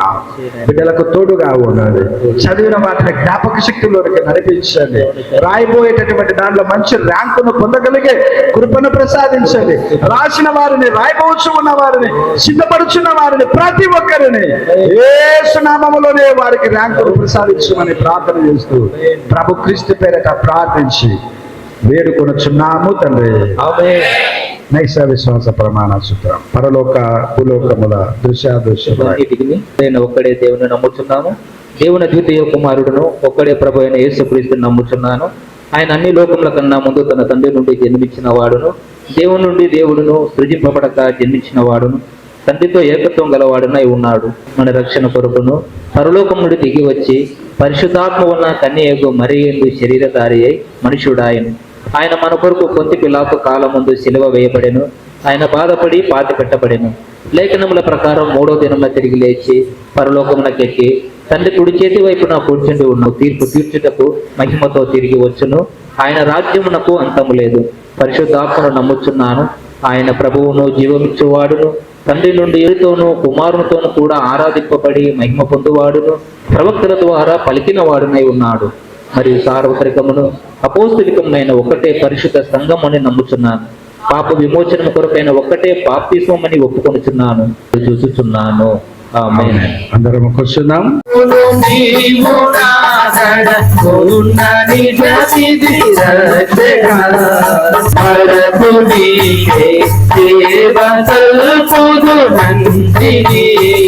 అన్ని వేళల నీవు చేతని భవబీయవే, అన్ని వేళల నీవు చేతని భవబీయవే.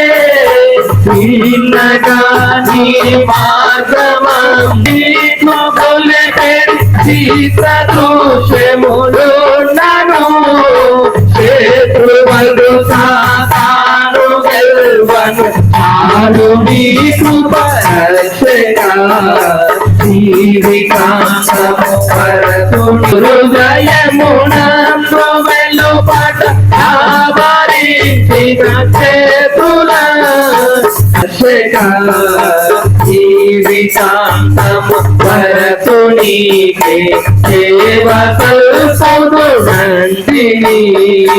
మహిమలో జీవము దాటిన నాకనీను వీడనంటిని రక్షగా జీవితాంతము వరకు నీకే సేవ సల్పునంటిని. పాప మార్గము కరికి పోవక ఆశల కోరక ఎంబడి పద ఉపను సంగుము రక్షక పాడేదన్ హల్లెలూయా పాడేదా, ప్రభు నిన్ను కొనియాడేదన్ కన్నీలయందునా నిన్ను కోరో ప్రభువా, నిన్నునే కొనియాడేదా. హల్లెలూయా పాడేదా ప్రభు నిన్ను కొనియాడేదా హల్లెలూయా పాడేదా హల్లెలూయా పాడేదా మేమితో కానోకా నీవే మాకి చితివి మాయాసియా తా ప్రభువా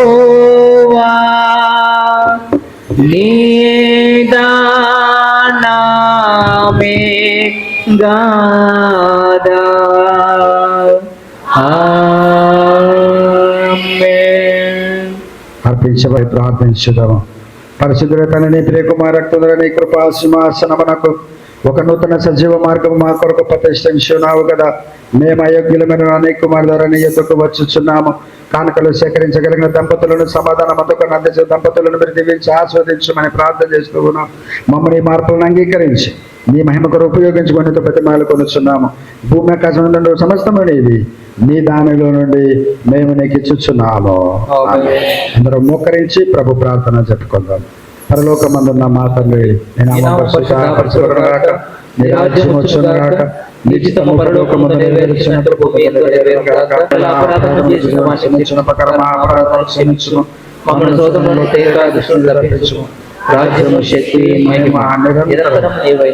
మన ప్రభు అయిన యేసు క్రీస్తు కృప, దేవుని ప్రేమ, పరిశుద్ధాత్మని సహవాసం సరే మనందరికీ ప్రభు సదాకాలముతో ఆయన కనిపించును గాక. ఆమేన్.